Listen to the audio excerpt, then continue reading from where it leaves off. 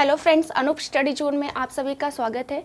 बच्चों, हम लोग फिजिक्स में जो है कि साउंड चैप्टर को कंप्लीट कर चुके हैं। ठीक है, जिन लोगों ने प्रीवियस वीडियोस नहीं देखी है प्लीज़ जाकर के प्लेलिस्ट में आप लोग प्रीवियस वीडियोस को देख लीजिए, क्योंकि जितने भी चैप्टर जितने भी साउंड में इंपॉर्टेंट क्वेश्चंस आप लोगों के एग्जाम में आते हैं उसके बारे में हम लोगों ने बहुत बेहतरीन तरीके से डिस्कशन किया है और पढ़ा भी है। ठीक है, आज हम लोग एक नए कंसेप्ट के साथ जो है कि आज के वीडियो स्टार्ट करेंगे। आज हम बात करेंगे बच्चों इलेक्ट्रिसिटी के बारे में। तो इलेक्ट्रिसिटी क्या होती है, कैसे जनरेट होती है, इसके बारे में हम थॉरली और एग्ज़ाम पॉइंट ऑफ व्यू से जितने भी इंपॉर्टेंट क्वेश्चन हमारे एग्जाम में आते हैं उसके बारे में हम डिस्कशन करेंगे, बात करेंगे। तो चलिए स्टार्ट करते हैं। हम आज का जो टॉपिक है वो है इलेक्ट्रिसिटी। सब लोग कॉपी पेन लेकर के बैठिए। ठीक है, इलेक्ट्रिसिटी, और हिंदी वाले बच्चे लिखे भाई विद्युत। ठीक है, आज हम बात करेंगे विद्युत के बारे में, इलेक्ट्रिसिटी के बारे में। तो जिन भी बच्चों को पता है कि इलेक्ट्रिसिटी क्या होती है, उसकी डेफिनेशन क्या होती है, तो फटाफट कमेंट बॉक्स में आंसर करिए आप लोग कि हम जो इलेक्ट्रिसिटी है, अगर हम विद्युत की बात करते हैं तो इसको हम डिफाइन कैसे करते हैं, इसकी परिभाषा क्या होती है। अगर कोई भी जो है एग्जाम में डेफिनेशन नहीं आता है बच्चे, लेकिन इसके जो डेफिनेशन का कंसेप्ट है वो एग्जाम में ज़रूर आता है। तो अगर मैं बात करती हूँ कि इलेक्ट्रिसिटी क्या होती है, विद्युत क्या होता है, तो अगर डेफिनेशन बतानी हो तो आप लोग क्या बताएंगे। बच्चे, जब भी आप लोग क्लास में बैठिए कॉपी पेन लेकर के बैठिए, और इम्पॉर्टेंट पॉइंट मैं आप लोगों को खुद बताऊंगी, आप उसको नोट कर लीजिए, क्योंकि वो इतने इंपॉर्टेंट है कि किसी न किसी एग्जाम में आप लोगों को या तो उसकी डेफिनेशन ये कह लो बेसिक के तौर पे आएगा, या तो आप लोगों का डायरेक्ट क्वेश्चन बनेगा। और हम इसमें बात ये भी करेंगे कि किस तरीके के क्वेश्चन हमारे इस टॉपिक से एग्जाम में बनेंगे। ठीक है, फिलहाल हम बात कर लेते हैं कि आज के टॉपिक में हम लोग इलेक्ट्रिसिटी में पढ़ेंगे क्या क्या। तो हम बात करेंगे बच्चे कंडक्टर की, इंसुलेटर की। ठीक है, आज टॉपिक की बात करेंगे हम लोग कंडक्टर, जिसको हिंदी वाले लिखिए भाई सुचालक। ठीक है, नेक्स्ट टॉपिक बात करेंगे इंसुलेटर। इंसुलेटर इसको कहते हैं कुचालक। ठीक है, कुचालक, या फिर ये कह लो कि जो करंट को रोकता हो, करंट को रोकता हो। ठीक है, या रुकता हो। चलो भाई, आगे इसमें बात करेंगे बच्चे हम लोग जो है कि एसी करंट क्या होती है, डीसी करंट क्या होती है, रेक्टिफायर के बारे में बात करेंगे। ठीक है, एसी डीसी, ठीक है, इस करंट के बारे में बात करेंगे। ठीक है, और रेक्टिफायर के बारे में बात करेंगे। ये इतने टॉपिक बच्चों आज हम लोग अपनी इस क्लास में पढ़ेंगे। ठीक है, तो सबसे पहले तो मैंने आप लोगों को होमवर्क दिया कि इलेक्ट्रिसिटी का डेफिनेशन क्या होता है। इस टॉपिक को आप लोग नोट कर लीजिए और वीडियो को लास्ट तक देखिए, क्योंकि ये सारे इंपॉर्टेंट कंसेप्ट आज हम लोग क्लास में करने वाले हैं। ठीक है बच्चों, चलिए अब अगर हम बात करते हैं बच्चे इलेक्ट्रिसिटी की। ठीक है, अगर मैं इसके डेफिनेशन की बात करूं तो बहुत सारे लोगों ने ये डेफिनेशन पढ़ा होगा कि फ्लो ऑफ इलेक्ट्रॉन्स, है ना, फ्लो ऑफ इलेक्ट्रॉन्स या फ्लो ऑफ चार्ज। ठीक है, फ्लो ऑफ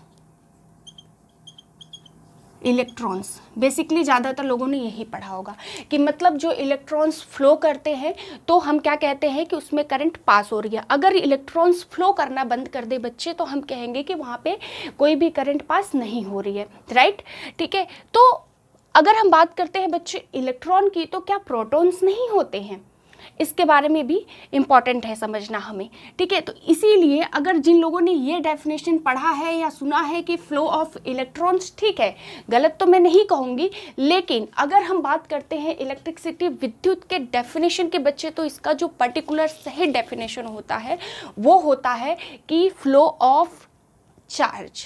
ठीक है, क्यों? क्योंकि हम आगे बात करेंगे उसमें कि जो चार्ज होता है बेटा, चार्ज में क्या होता है, हमारा प्रोटॉन और इलेक्ट्रॉन्स दोनों होते हैं। ठीक है, तो यहाँ पे हम अगर इसकी डेफिनेशन की बात करें तो इलेक्ट्रॉन्स की जगह अगर मैं ये कह दूँ कि यहाँ पे हम चार्ज की बात करते हैं कि flow of charge, flow of charge.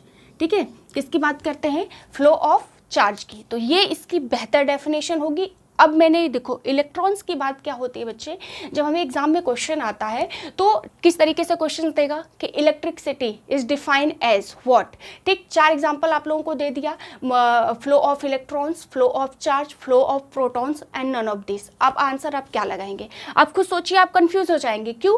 क्योंकि आपने तो ये भी पढ़ा है ना कि फ्लो ऑफ इलेक्ट्रॉन्स, राइट और फ्लो ऑफ चार्ज। तो इसमें जो सही डेफिनेशन है बच्चे इलेक्ट्रिसिटी की जब हम बात करते हैं तो वो हो जाता है फ्लो ऑफ चार्ज। ठीक है, जब चार्ज फ्लो करती है तो ही हम कहते हैं कि वो क्या है, इलेक्ट्रिसिटी है, या फिर कह लो कि करंट हमारी फ्लो कर रही है। क्यों, देखो भाई, फ्लो ऑफ चार्ज का मतलब होता है बच्चे, एक हो गई हमारी पॉजिटिव चार्ज, एक हो गई हमारी नेगेटिव, मतलब हम इलेक्ट्रॉन्स की बात करते हैं। ठीक है, नेगेटिव चार्ज का मतलब हम लोगों ने किस चीज़ के बारे में पढ़ा हुआ है बच्चे, इलेक्ट्रॉन्स के बारे में पढ़ा है। ठीक है, आगे बात समझ में। तो जब क्या होता है कि देखो, हम लोग जब एसी और डीसी पढ़ेंगे तो वहाँ पे हम इस चीज़ को और बेहतर समझ पाएंगे कि मैंने ये दोनों कंसेप्ट आप लोगों को क्यों बताया है।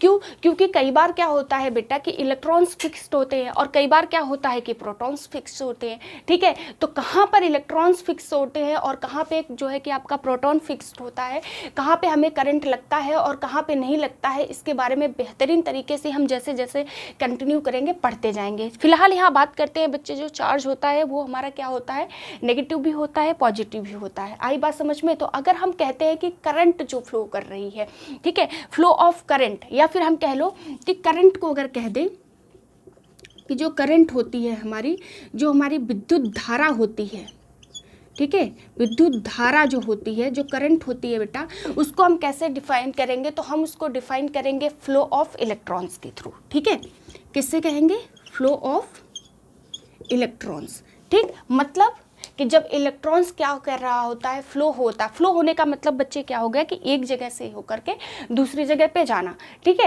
हिंदी वाले बच्चे इस तरीके से आप लोग समझो कि फ्लो होने का मतलब क्या है कि इलेक्ट्रॉन्स एक पॉइंट से दूसरे पॉइंट पे जब फ्लो होकर के जाते हैं तो उसी को हम क्या कहेंगे, फ्लो ऑफ इलेक्ट्रॉन्स। ठीक है, तो क्या हो जाता है जो हमारा करंट। तो अगर मैं जब करंट की डेफिनेशन आपसे पूछूंगी तब डेफिनेटली आप यहाँ पे चार्ज की बात नहीं करेंगे, तब आप बात करेंगे इलेक्ट्रॉन्स के बारे में बात करेंगे। ठीक, लेकिन अगर मैं आपसे इलेक्ट्रिसिटी, पूरे इलेक्ट्रिसिटी की बात करूंगे बच्चे, तो वहां पे ज्यादा सही डेफिनेशन होगा आपका चार्ज। तो चार्ज कैसा होता है, पॉजिटिव होता है, नेगेटिव होता है। नेगेटिव की बात करते हैं तो हम इलेक्ट्रॉन्स की बात करते हैं। ठीक है, तो करंट को अगर मैं डिफाइन करने के लिए आप लोग को कहूंगी, विद्युत धारा को अगर मैं आप लोगों को डिफाइन करने के लिए कहूंगी तो आप कहेंगे कि मैम फ्लो ऑफ इलेक्ट्रॉन्स होता है।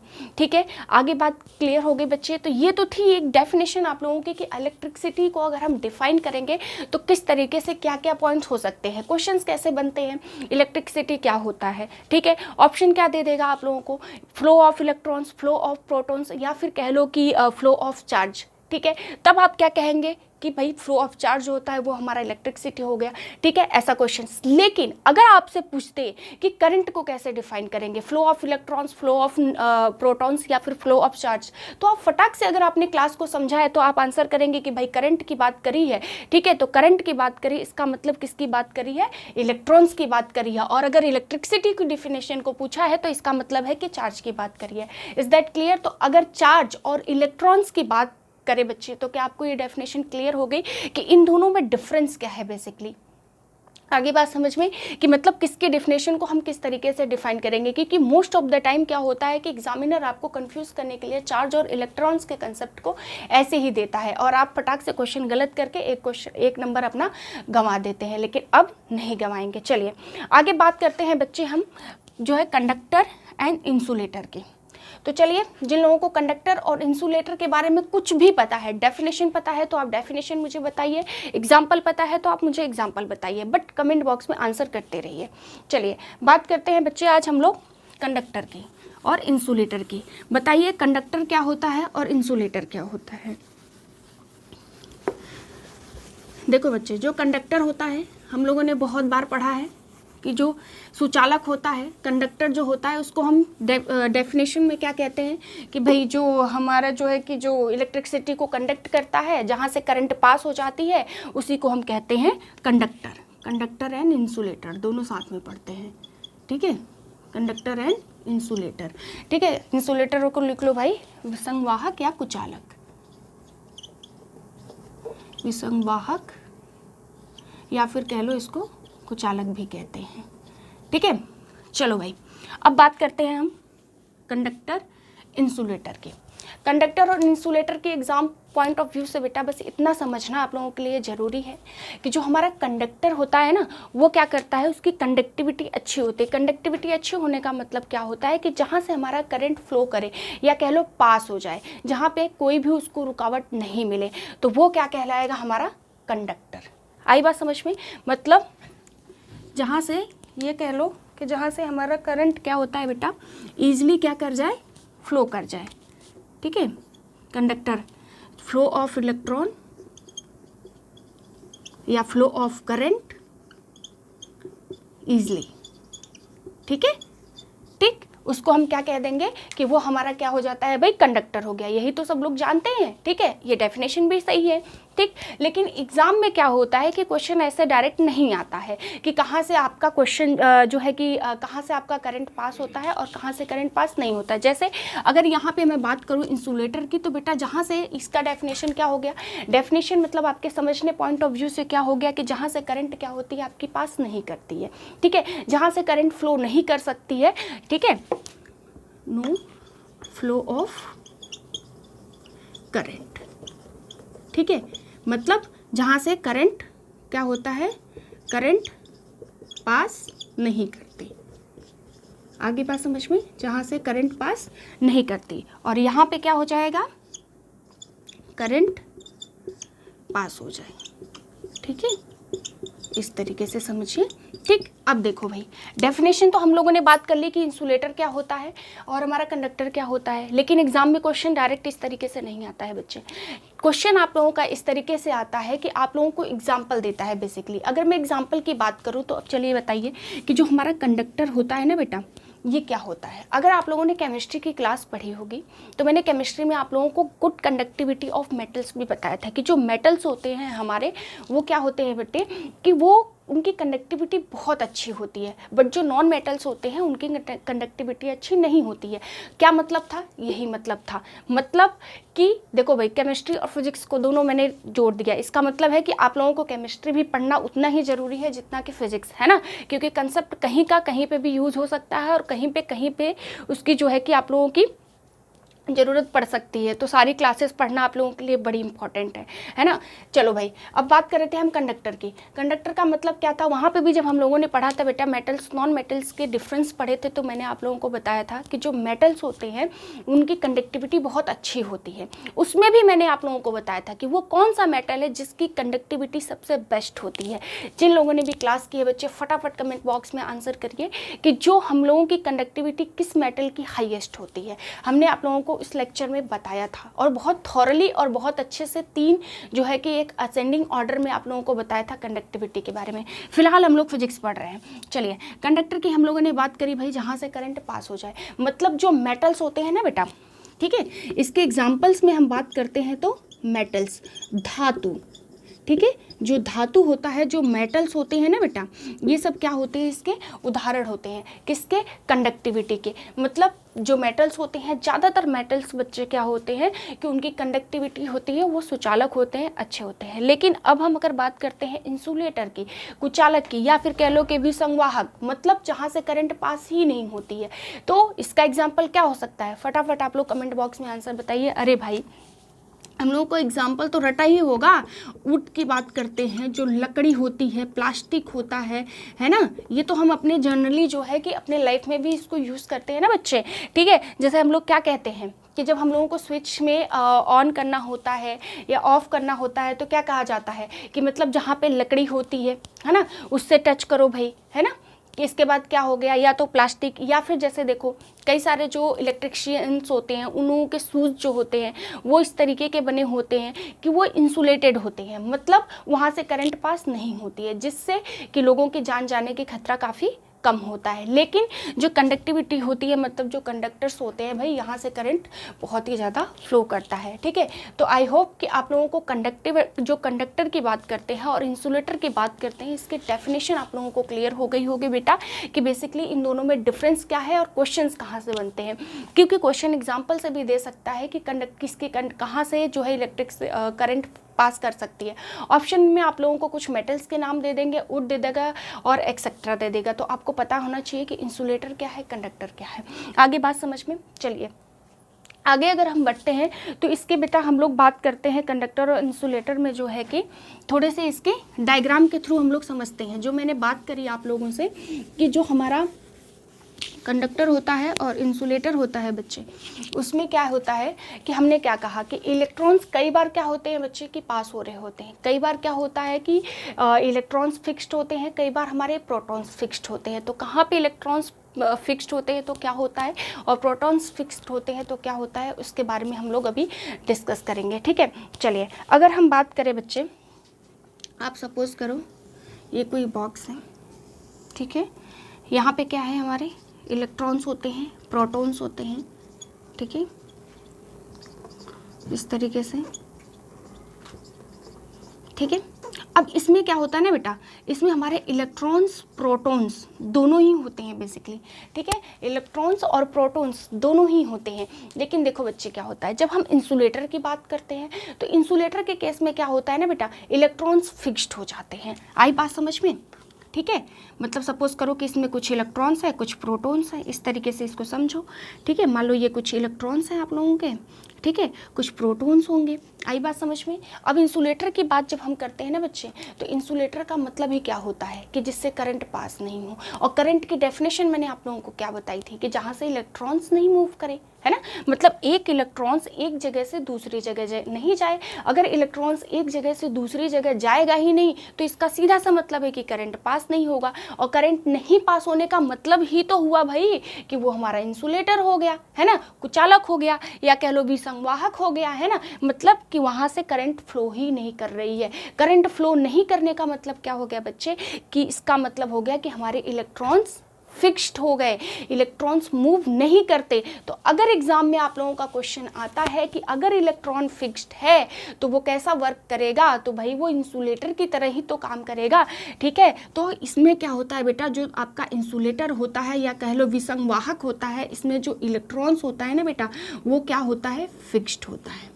आई बात समझ में? कैसा होता है, फिक्स्ड होता है, फ्लो नहीं करता है। Is that clear to you? ठीक है, क्या होता है कि जब हम इंसुलेटर की बात कर रहे होते हैं बेटा, तो उसमें इलेक्ट्रॉन्स हमारे फिक्स्ड होते हैं। इसीलिए क्या होता है कि जब इलेक्ट्रॉन्स फ्लो ही नहीं करेंगे तो हमारे करंट नहीं पास करेगी, और करंट नहीं पास करेगी तो फिर ठीक है, वो उसको हम इंसुलेटर कह देते हैं। लेकिन अगर सेम बच्चे हम कंडक्टर की बात जब कर रहे होते हैं ना, तो कंडक्टर के केस में क्या होता है बेटा कि प्रोटॉन फिक्स्ड होते हैं, इलेक्ट्रॉन्स पास हो रहे होते हैं, या कह लो मूव कर रहे होते हैं। ठीक है, तो इसके केस में जो हमारा इलेक्ट्रॉन्स होता है बेटा ना, वो क्या कर रहा होता है, मूव कर रहा होता है, चल रहा होता है। ठीक है, मतलब क्या होता है कि मूवमेंट होती है एक तरीके का, उसमें जो है कि जो हमारा इलेक्ट्रॉन्स होता है बेटा, वो क्या होता है, एक जगह से दूसरी जगह तक मूव करता रहता है, फिक्स्ड नहीं रहता है एक जगह पे। ठीक है, तो ये बेटा मैंने आप लोगों को इसलिए बताया क्योंकि एग्जाम में क्वेश्चन डेफिनेशन के हिसाब से आप लोगों के कई बार ऐसे क्वेश्चंस बनते हैं कि अगर क्वेश्चन दे दे कि कहाँ पे इलेक्ट्रॉन आपका फिक्स्ड होता है भाई, किसमें, कंडक्टर या इंसुलेटर, तो अच्छी खासी डेफिनेशन जानने के बावजूद, कंसेप्ट क्लियर होने के बावजूद भी बच्चे आप क्वेश्चन बहुत आसानी से गलत कर सकते हैं अगर आपका कंसेप्ट नहीं क्लियर होगा। तो कंसेप्ट क्लियर होना जरूरी है कि जो कंडक्टर होता है बेटा, उसमें कंडक्टिविटी में आपके जो इलेक्ट्रॉन होते हैं बेटा, वो मूव कर रहे होते हैं। ठीक, इसीलिए करंट पास हो रही होती है। लेकिन जब इंसुलेटर की बात करी तो वहाँ पे जब इलेक्ट्रॉन्स फिक्स्ड है, मूव ही नहीं कर रहे, तो करंट नहीं पास करेगी, तो इंसुलेटर तो हो ही गया ना। ठीक है, तो ये बेटा ये बहुत बेसिक सा कंसेप्ट है। आप लोगों के ये सारे कंसेप्ट जितने मैंने बताए हैं, ये सारे आपके एग्जाम पॉइंट ऑफ व्यू से इंपॉर्टेंट है। या तो इसका बेसिक आप बात करिए या इसके आप डेफिनेशन की, जितनी चीज़ें मैंने बताई है यहीं से क्वेश्चंस इससे बनते हैं। ठीक है, ठीक, आई बात समझ में? तो मतलब यही हो गया कि यहाँ पे अगर इलेक्ट्रॉन्स फिक्स्ड है तो मतलब नो करंट। ठीक है, जो यहाँ पे हमने बात करी कि यहाँ पे करंट नहीं है, ठीक है, इलेक्ट्रॉन्स मूव कर रहे हैं, तो यहाँ से करंट इजीली पास हो रही है। तो ये तो हुई बच्चे बात हमारी कंडक्टर और इंसुलेटर की। फिजिक्स में जब बात करते हैं बेटा, तो इससे बाहर आप लोगों का कुछ नहीं आता है क्वेश्चंस। जनरली एग्जाम्स में यहीं से क्वेश्चंस बनते हैं। आई बात समझ में? क्योंकि आप लोगों का कंसेप्ट क्लियर होना ज़्यादा इंपॉर्टेंट था। इसमें से क्वेश्चन किसी भी तरीके से, किसी भी फॉर्म में, वो एग्जाम्पल के फॉर्म में हो या फिर आपके थ्योरेटिकल फॉर्म में आए, यहीं से क्वेश्चन आपके एग्जाम में बनते हैं। चलिए अगली बात कर रहे थे बेटा हम लोग एसी और डीसी, अल्टरनेटिंग करंट और डायरेक्ट करंट के बारे में। चलिए ये भी बहुत बेहतरीन, बहुत इंटरेस्टिंग टॉपिक है आप लोगों का फिजिक्स का। ठीक है, आगे बात समझ में बच्चे। तो अब हम बात करते हैं अल्टरनेटिंग एसी और डीसी करंट की।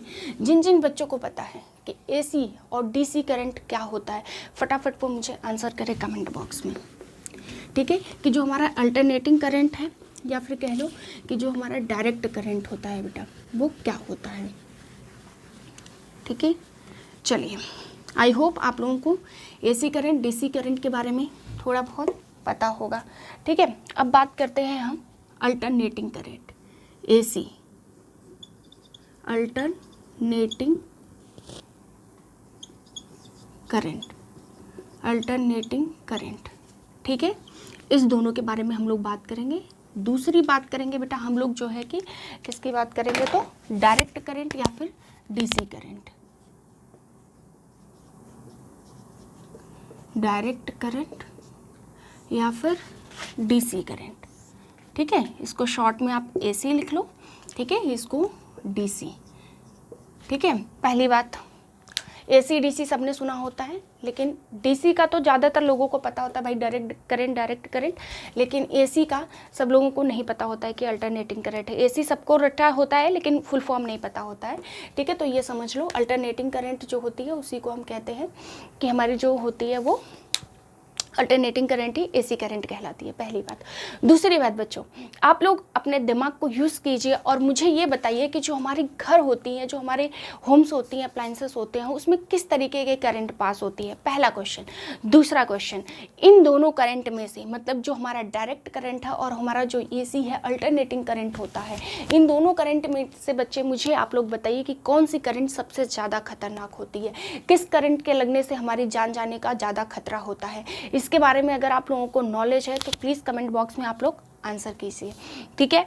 देखते हैं कितने बच्चों को इसके बारे में इतनी इंटरेस्टिंग फैक्ट पता है। हालांकि ये क्वेश्चन भी आता है, लेकिन ये आप लोगों को पता भी होना चाहिए जनरली यूज़ के लिए भी, ताकि आप लोग अपने जनरली लाइफ में इस चीज़ को इस्तेमाल कर सको कि भाई कौन सी करंट ज़्यादा खतरनाक है, उससे बचना ज़रूरी है। हालांकि करंट दोनों ही खतरनाक होती है, ठीक है, बस फॉर्म्स उन दोनों के अलग अलग होते हैं। उसके बारे में भी हम लोग पढ़ेंगे कि किस तरीके से हमारा जो है कि एक करंट दूसरे करंट में फॉर्म हो जाता है, ठीक है, किस तरीके से वो चेंज हो जाता है, इसके बारे में भी बहुत अच्छे तरीके से पढ़ेंगे। चलिए, फिलहाल हम बात कर रहे हैं बेटा एसी और डीसी की, ठीक है। इसको हम कहते हैं प्रत्यावर्ती, प्रत्यावर्ती, ठीक है। इसके वो कहते हैं हम प्रत्यावर्ती धारा, ठीक है। करंट का हो गया धारा, ये हिंदी वाले लिख लो बेटा आप लोग, ठीक है।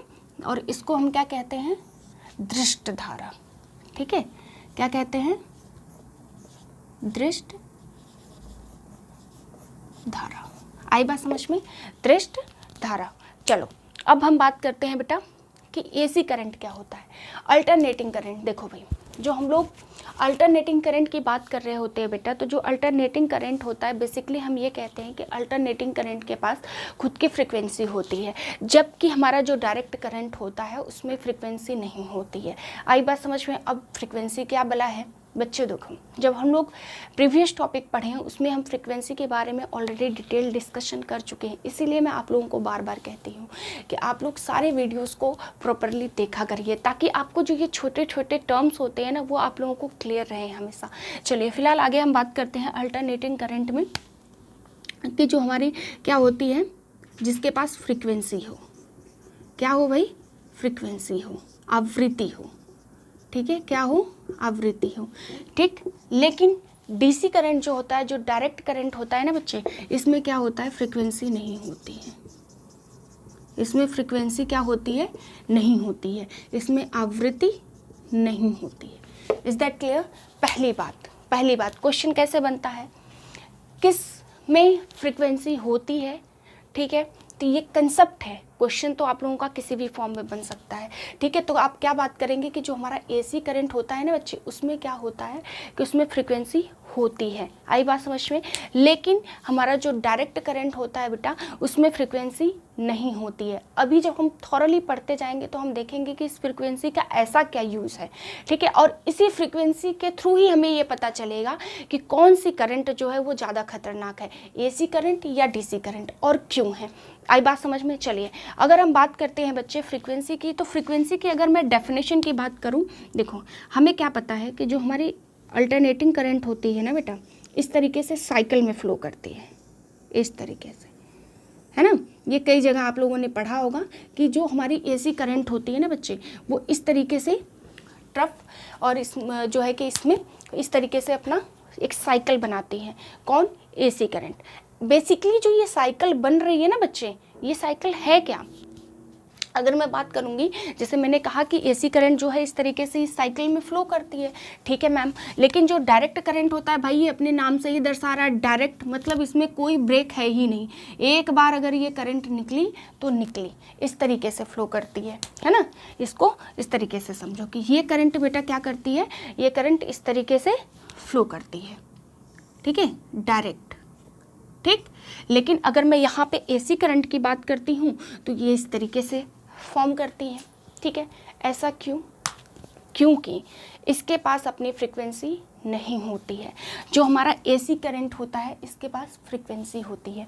अब हम बात करते हैं बच्चे फ्रीक्वेंसी की डेफिनेशन की, कि यहाँ पे फ्रीक्वेंसी की डेफिनेशन देखो अलग है, फ्रीक्वेंसी टर्म एक ही है बेटा, लेकिन जब हम साउंड चैप्टर में पढ़ रहे थे, तरंग के बारे में, वेवलेंथ के बारे में, इन सब में पढ़ा था, तब तो वहाँ पे हमने टर्मिनोलॉजी जो फ्रीक्वेंसी पढ़ी थी उसका मतलब थोड़ा सा डिफरेंट था, ठीक है। वर्ड सेम है बट चीज़ें जो है बेटा डेफिनेशन उसके हिसाब से अलग है। अगर मैं यहाँ पे बात करूँगी, यहाँ पे फ्रीक्वेंसी या आवृत्ति की बात करूं कि जो एसी करंट होता है उसमें फ्रीक्वेंसी क्या होती है बेटा, देखो तो होता क्या है कि एक सेकंड में कितनी हमारी करंट जो है कि ट्रेवल करती है, मतलब ये एक साइकिल को कंप्लीट करने में बेटा एक सेकंड में कितने साइकिल्स को कंप्लीट करती है, बेसिकली वही हमारी क्या कहलाती है, फ्रीक्वेंसी कहलाती है। आई बात समझ में? मतलब एक सेकंड में कितनी साइकिल को कंप्लीट करती है।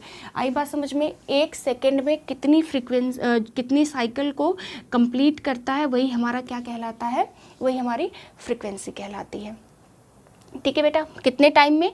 एक सेकेंड में। मतलब जो एसी करंट है, जो अल्टरनेटिंग करंट है, वो एक सेकेंड में कितने साइकिल्स को कंप्लीट करता है। मे बी साइकिल ऊपर हो या नीचे हो, उससे मतलब नहीं होता है, बट एक सेकेंड में कितनी साइकिल को कंप्लीट किया ना बच्चे, वही क्या कहलाती है, हमारी फ्रीक्वेंसी कहलाती है। क्लियर हो गई? आगे बात समझ में? ठीक है। लेकिन अगर मैं डायरेक्ट करंट की बात करूं बच्चे, तो डायरेक्ट करंट में तो कोई फ्रीक्वेंसी होती ही नहीं है, इसीलिए यहाँ पे इस तरीके की साइकिल आप लोगों की फॉर्म नहीं होती है। ये हुआ पहला कंसेप्ट, ठीक। क्यों? क्योंकि जो एसी करंट होती है, हमारे प्रत्यावर्ती धारा होती है, उसमें बेटा क्या होता है, फ्रीक्वेंसी होता है। फ्रीक्वेंसी क्या होती है, मतलब एक सेकेंड में कितने साइकिल को कंप्लीट किया है, यही हमारा क्या कहलाता है, फ्रीक्वेंसी कहलाता है एसी करंट में। लेकिन जो डीसी करंट होता है बच्चे, डीसी करंट में तो हमारा क्या होता है, डीसी करंट में साइकिल नहीं होती। क्यों नहीं होती? क्योंकि यहाँ पे हमारी फ्रीक्वेंसी होती ही नहीं है। आई बात समझ में? That clear? आई होप कि आप लोगों को ये डिफरेंस तो क्लियर हो गया होगा। अब अगर हम बात करेंगे, हाँ, तो आप लोग यहाँ पे इसके डेफिनेशन बेटा यहाँ के लिए लिख लो, ताकि आप लोग आगे कंफ्यूज नहीं हो, ठीक है। अ साइकिल इन 1 सेकेंड, ठीक है। मतलब एक तरीके से हिंदी वाले भी इसको भाई अपने टर्म में लिख लो कि मतलब एक सेकेंड में कितने साइकिल्स को कंप्लीट कर रहा है, ठीक है। वही क्या कहलाता है, हमारा एसी करंट कहलाता है। अब एक बहुत इंपॉर्टेंट क्वेश्चन, जो रिपीटेड क्वेश्चंस आप लोगों के एग्जाम में आए हैं, वो क्या है बच्चे, कि हमारी जो इंडिया है ना, हम इंडिया की बात कर रहे हैं, ठीक है। वर्ल्ड में हालांकि वेरी करता है फ्रीक्वेंसी, नो डाउट, लेकिन इंडिया की अगर हम बात करते हैं तो हम कहते हैं ना कि हमारी जो फ्रीक्वेंसी है वो सेट है, या फिर ये कह लो कि जो हमारी फ्रीक्वेंसी होती है बच्चे, वो क्या होती है, एक फिक्स्ड फ्रीक्वेंसी है। तो मैक्सिमम फ्रीक्वेंसी कितनी हो सकती है किसी भी करंट की, तो कितनी होगी? अगर मैं आप लोगों से कहूँ कि किसी करंट की मैक्सिमम फ्रीक्वेंसी इंडिया में क्या लिमिटेड है, तो आप लोग क्या कहोगे? चलो भाई फटाफट मुझे आंसर दो कि यहाँ पे अगर मैं फ्रीक्वेंसी की बात करूँगी कि एसी करंट जो है उसमें फ्रीक्वेंसी कितनी है इंडिया में, और अगर वहीं पे बात करूँगी बेटा मैं कि डायरेक्ट करंट में फ्रीक्वेंसी कितनी होती है, तो आप मुझे कितना बताएंगे? फटाफट आंसर करिए। तो भाई देखो, जो इंडिया में होता है अल्टरनेटिंग करंट होता है ना बच्चे, वो कितना होता है, मैक्सिमम 50 हर्ट्ज, 50 हर्ट्ज, ठीक है। आई बात समझ में? क्योंकि हम लोगों ने फ्रीक्वेंसी के टर्म में बात किया था कि फ्रीक्वेंसी की जो यूनिट होती है हर्ट्स होती है। ये यूनिट्स और मेजरमेंट में हम लोगों ने काफ़ी थॉरली और बहुत बेसिक से पढ़ा है। ठीक है, चलिए फिलहाल बात करते हैं आगे। हाँ, अब चलो भाई फटाफट मुझे बता दो कि जो डायरेक्ट करंट होती है उसकी फ्रीक्वेंसी क्या होती है। अरे मैम कैसी बात कर रही हैं, फ्रीक्वेंसी 50 हर्ट्स जब मैक्सिमम दे रखी है तो इसकी भी फ्रीक्वेंसी 50 हर्ट्स होगी, है ना? लिख देते हैं भाई 50 हर्ट्स। ठीक है, आई बात समझ में? ठीक है, तो मतलब डायरेक्ट करंट की भी फ्रीक्वेंसी मैक्सिमम कितनी होगी? 50 हर्ट्ज। देखो बच्चों, ये मैंने आप लोगों को बेवकूफ़ बनाने के लिए बताया है, क्योंकि अरे मेरे बच्चों ये बताइए कि जो डायरेक्ट करंट होता है, मैं तो कब से आप लोगों को बता रही हूँ कि जो फ्रीक्वेंसी होती है ना बच्चे, उसमें 50 हर्ट्ज की तो बात ही क्या, फ्रीक्वेंसी होती ही नहीं है। यही तो हम लोगों ने बात करी कि जो डायरेक्ट करंट होता है उसमें फ्रीक्वेंसी होती नहीं है, तो उसमें मैक्सिमम या मिनिमम फ्रीक्वेंसी का कोई कंसेप्ट ही नहीं होता है। आई बात समझ में? तो जो हमारा बच्चे फ्रीक्वेंसी होती है डायरेक्ट करंट में, उसमें फ्रीक्वेंसी होती ही नहीं है, तो मैक्सिमम मिनिमम का तो कोई मतलब ही नहीं है। अगर किसी ने आपसे ये क्वेश्चन कर भी दिया कि डायरेक्ट करंट की मैक्सिमम फ्रीक्वेंसी या मिनिमम फ्रीक्वेंसी कितनी होती है, तो उसको तो चाटे लगाओ, मतलब बोलो कि भाई हमको बेवकूफ़ नहीं बनाओ।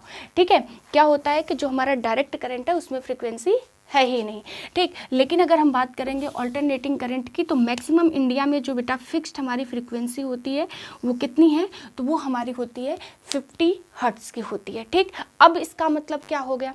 इसका मतलब ये हो गया बेटा कि जो हमारी अल्टरनेटिंग करंट होती है ना, वो 1 सेकेंड में कितनी साइकिल्स को कंप्लीट कर रही होती है, तो वो लगभग 1 सेकेंड में 50 टाइम्स जो है कि साइकिल बना रही होती है। कितनी? इस तरीके से साइकिल बनाती जाती है, और 1 सेकेंड में कितना?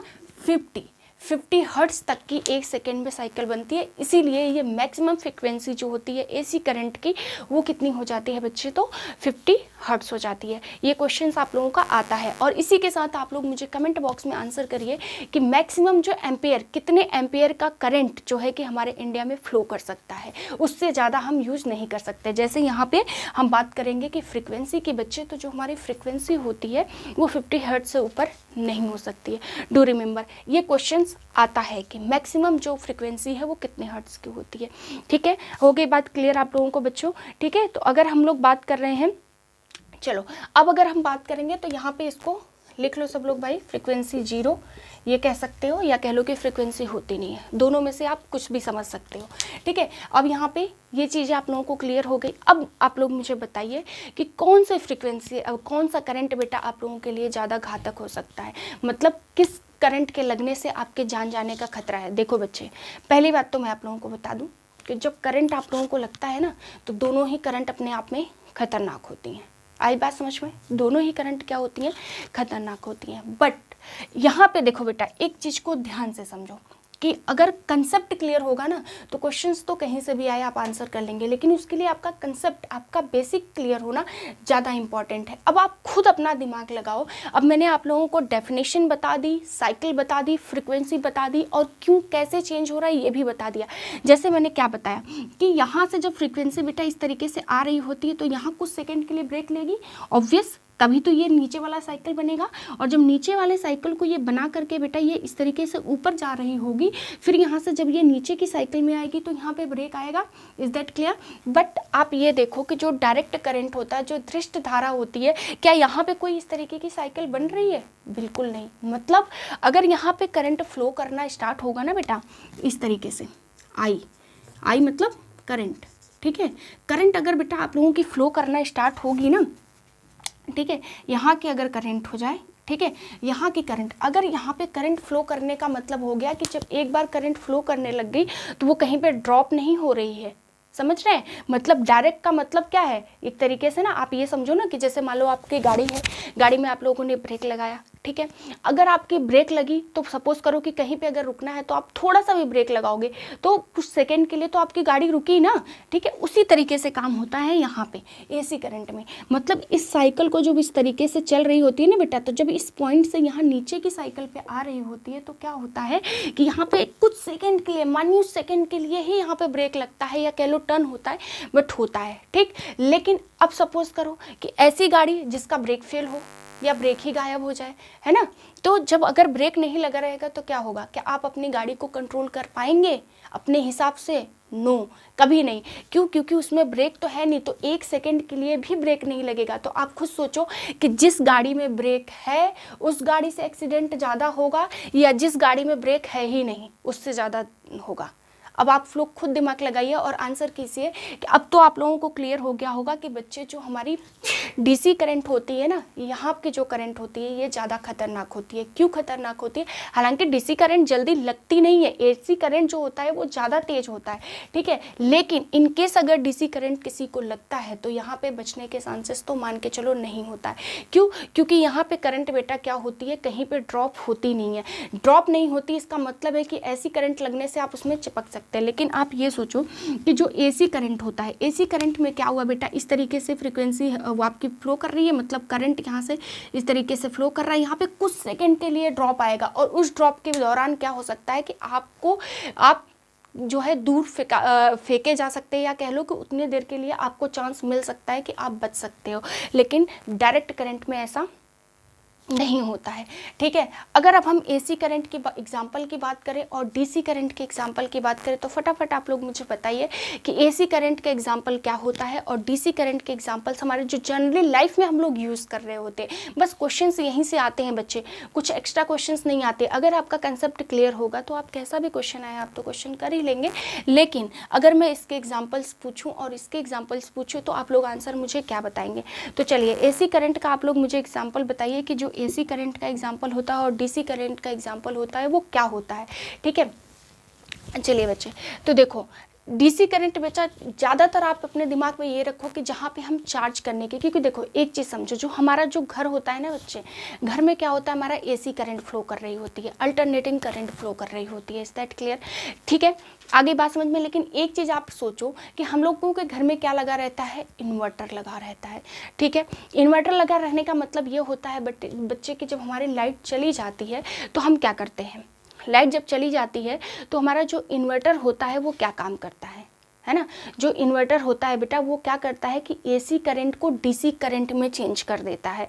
चेंज करने का मतलब क्या हुआ, लाइट चले जाने का मतलब क्या हुआ कि कहीं ना कहीं हमारी जो चार्ज था, जो हमारा करंट था वो स्टोर था, है ना, स्टोर था, तभी तो आपकी एसी करंट जाते ही डीसी करंट को आपने एसी में चेंज कर दिया।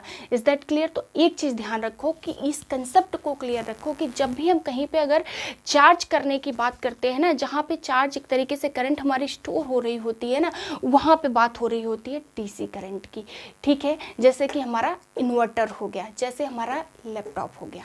Is that clear? क्यों? क्योंकि जैसे उसको हम बाद में ऑन करके चला सकते हैं। एक बार अगर चार्ज हो गया तो क्या आपको ज़रूरी है कि आप लैपटॉप को चार्ज में लगाइए और तभी आपका लैपटॉप चलेगा? नो, उसको क्या कर सकते हैं, उसमें जो हमारे डीसी करंट के लिए ऑलरेडी इन्वर्टर्स लगे रहते हैं, ठीक है, वो छोटे बड़े अपने फॉर्म में होते हैं। हाँ, हालांकि बात करेंगे अगर हम अल्टरनेटिंग करंट की बेटा, तो जो हमारा अल्टरनेटिंग करंट होता है ना, जो हमारी एसी करंट होती है ना बच्चे, उसके केस में क्या होता है कि पहली बात तो ये ध्यान रखो कि हमारे हाउस होल्ड, हमारे घर में जो करंट फ्लो कर रही होती है बेसिकली वो क्या होती है, तो वो करंट हमारी एसी करंट होती है। इसको आप लोग ध्यान रखो, ठीक है। बाकी इन्वर्टर के बारे में हम लोग डिटेल इस चैप्टर के बारे में बहुत अच्छे से पढ़ेंगे, किस तरीके से इन्वर्टर वर्क करता है, कैसे क्वेश्चंस आते हैं। देखो बच्चों, ये सारी चीज़ें हम लोगों को सिर्फ एग्जाम पॉइंट ऑफ व्यू के साथ साथ हमारी इसकी नॉलेज होना भी हमारे लिए बहुत ज़रूरी है।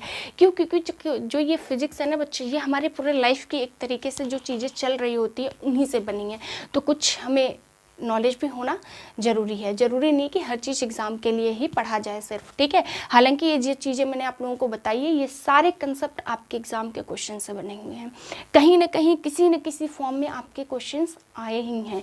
जैसे क्वेश्चंस डायरेक्ट पूछ देगा, मैक्सिमम फ्रीक्वेंसी इंडिया में 50 hertz, AC current DC current में क्या डिफरेंस है। अब क्या किसी को डाउट हो सकता है कि इसके बीच में डिफरेंस क्या है? बिल्कुल नहीं हो सकता है। कहाँ फ्रीक्वेंसी जीरो होती है? डायरेक्ट करंट में फ्रीक्वेंसी जीरो होती है। मैक्सिमम फ्रीक्वेंसी 50 हर्ट्ज़ हो जाती है। कहाँ पे करंट हमारा फ्लो करता है, किस तरीके से, कौन से नहीं करता है, क्या एग्जाम्पल है, क्या आप इसका आंसर नहीं कर पाएंगे, ठीक है। कौन सी करंट होती है जहाँ पे कि ड्रॉप होते हैं, तो भाई जाहिर सी बात है एसी करंट में होता है, डायरेक्ट करंट में तो ऐसा होता नहीं है ना, वो तो बिना ब्रेक की गाड़ी हो गई है, निकल पड़ी तो निकली पड़ी, ठीक है। इस तरीके से। तो ये सब थे बेटा कुछ बेसिक्स आप लोगों के एसी करंट और डायरेक्ट करंट के। अल्टरनेटिंग करंट, अल्टरनेटिंग का मतलब ही हो गया ना चेंज, है ना, और डायरेक्ट का मतलब हो गया डायरेक्ट। तो इस तरीके से भी आप याद कर सकते हो ताकि आप लोगों को कन्फ्यूज़न नहीं हो। कुछ लोगों को इसमें एसी करंट और डीसी करंट में शायद इस तरीके से कन्फ्यूज़न, लेकिन अल्टरनेटिंग है मतलब चेंज होना होता है, ठीक है। ये बात करी हम लोगों ने एसी और डीसी, ये काफ़ी इंपॉर्टेंट है। बाकी बच्चों जब सेशन को कंप्लीट कर लेंगे, हम इस टॉपिक को पूरा कंप्लीट कर लेंगे, तो इससे रिलेटेड हम लोग बहुत अच्छे अच्छे क्वेश्चंस करेंगे, तब ये आप लोगों को और भी ज़्यादा अच्छे से जो है कि समझ में आएगा। फिलहाल ये तो बेसिक्स हैं, अभी इसके क्वेश्चंस तो बाकी है। तो ठीक है, आगे आप लोग इसको जो है कि देखते रहिए, ठीक है बच्चे। तो चलिए नेक्स्ट क्लास में हम लोग बात करेंगे बच्चे रेक्टिफायर के बारे में। तो सब लोग रेक्टिफायर के बारे में थोड़ा बहुत अपना पढ़ करके आइएगा कि रेक्टिफायर क्या होता है, क्या काम करता है। बहुत बेहतरीन चीज़ें हम लोग पढ़ेंगे बेटा कि जो हमारा एसी करंट है या डीसी करंट है, अगर हमारे घर में जो है करंट एसी आती है तो फिर वो डीसी का हमारे लिए क्या यूज़ है, जिसमें हम इन्वर्टर के बारे में पढ़ेंगे और किस तरीके से करंट एक जगह से दूसरी फॉर्म में चेंज होती है, कैसे हमारी लाइफ इतनी ईजी हो गई है फिजिक्स के बारे में, फिजिक्स की वजह से। तो ये सारे कंसेप्ट हम आगे के जब भी लेक्चर्स लेंगे तो इसके बारे में थॉरली और बहुत ही इंपॉर्टेंट जो है कि क्वेश्चंस को पढ़ते रहेंगे, ठीक है। तब तक बच्चों आप लोग अपना ध्यान रखिए, रिवीजन करते रहिए, पढ़ाई करते रहिए। Thank you.